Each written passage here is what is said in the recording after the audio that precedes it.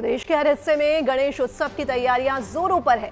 शानदार तरीके से मूर्तिकार गणपति की प्रतिमा गढ़ रहे हैं।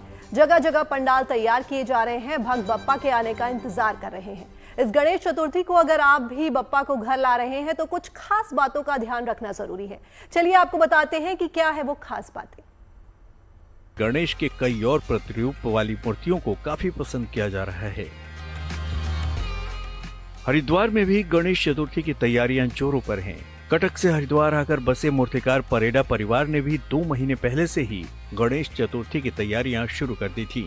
इस परिवार ने करीब 10 अलग अलग रूपों के भगवान गणेश की भव्य मूर्तियां तैयार की हैं। यहाँ तगड़ू सेठ भी हैं, सिद्धि विनायक भी हैं। महादेव की सवारी पर बैठे बाप्पा हैं तो भगवान कृष्ण वाली छवि में भी विघ्नहर्ता हैं। भगवान राम के अंदाज भी हैं। सुदर्शनधारी भगवान विष्णु का अंदाज भी है।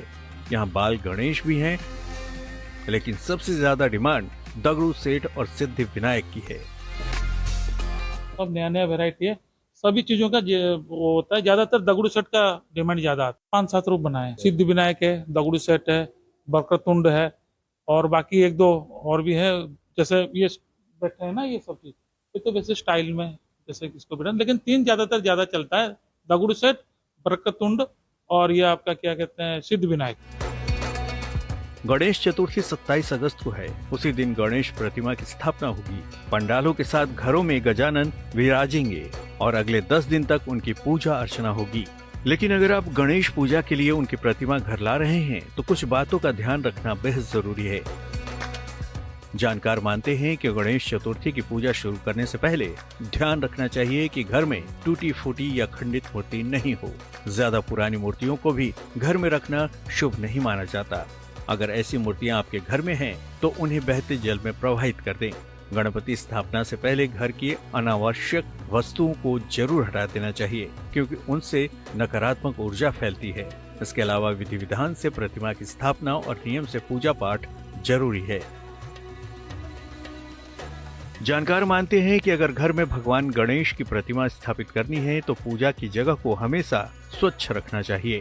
पूजा के दौरान चढ़ाए गए फूल, माला और पत्ते कई दिनों तक वहीं रखना शुभ नहीं माना जाता। पूजा स्थल की नियमित सफाई करने और उसे पवित्र बनाए रखने से बाप्पा की कृपा प्राप्त होती है और पूजा में भी किसी प्रकार की बाधा नहीं आती।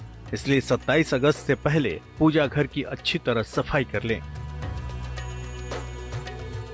गणेश स्थापना के लिए 27 अगस्त को सुबह 11:05 से दोपहर 1:40 तक का समय शुभ है। प्रतिमा को स्थापित करने से पहले कितने दिनों की पूजा करनी है, इसका संकल्प जरूर लें। प्रतिमा के पास कलश स्थापना करें। कलश में गंगा जल भरकर आम के पत्ते, सुपारी, सिक्का, अक्षत, कुमकुम डालें और ऊपर से नारियल रखें। इस साल गणेश चतुर्थी के दिन कई शुभ संयोग हैं, यानी भक्ति भाव से गणपति की पूजा भक्तों के लिए विशेष फलदायी होने वाली है।